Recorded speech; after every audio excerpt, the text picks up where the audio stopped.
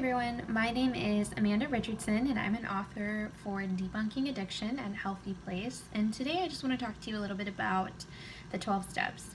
So for some people who are in recovery from addiction, the 12 steps are this like terrible, awful thing that they want nothing to do with, and then for other people who are recovering, they're like the 12 steps are their saving grace, So a lot of people have a lot of strong opinions on the 12 steps. And it seems to me that it's very rare that people are kind of in the middle. So I'm one of those rare people that exists in that middle zone. I have a ton of respect for 12-step groups, 12-step curriculum, but it wasn't ever something that I fully participated in for a number of reasons. It just wasn't something that fully worked and reached me where I was when I was early in recovery.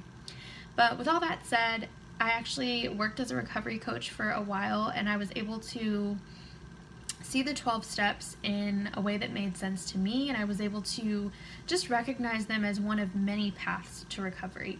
So with that said, I wanted to talk to you guys a little bit about just how impactful the 12 steps can be. Even if you're not in an active 12-step group, you can still use the curriculum and use the 12 steps as something of a guide in your recovery.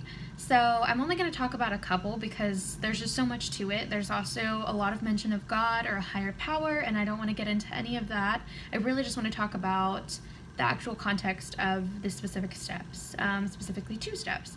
So the first one will be step 4, which is probably, people who've done the 12 steps, that's probably your least favorite. It is to make a searching and fearless moral inventory of ourselves. So basically, I take that to mean just thinking of all the good, all the bad that is inside of us. And you can even Google step study, 12-step study, study guide, study questions, things like that. And I've done that, and I've done a lot of really great just personal reflection work and journal questions and things like that. And it was actually very helpful for me.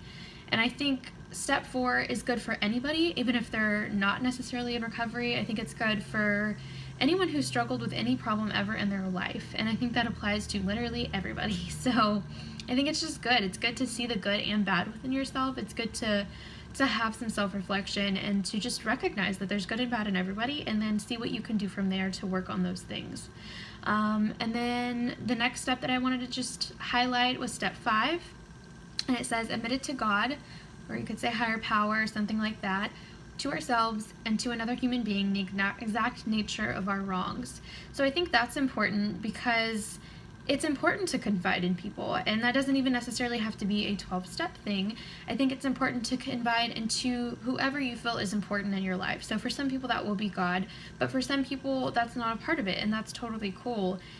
For some people it's your mom or dad or best friend or sponsor or pastor or counselor or something. There's always someone out there who is important enough to share these deep, dark secrets with, and the nature of your wrongs, so why you did what you did, or why you fell into what you fell into, or how you ended up on the path you ended up on. I just think accountability and mentorship and community are so important in addiction recovery, and really, like I said with the other step, they're important to anybody, no matter who you are. We could all use community, and we could all use some self-reflection. So that's really all I wanted to share with you guys today. I just really dawned on me how people feel as though 12-step curriculum and 12-step groups are synonymous, that they have to be, you need both of them in order to be, fully successful in recovery. And I really think it's different for every person. I think there's benefit in being fully active in a 12-step community, and I think there's benefit in finding community in other groups, and I think there's benefit in just checking out the 12 steps no matter who you are. So that's all I have for you. I hope you guys have a wonderful day. If you have any experience with the 12 steps that you want to share with me, please do so in the comments. Thanks. Have a wonderful day.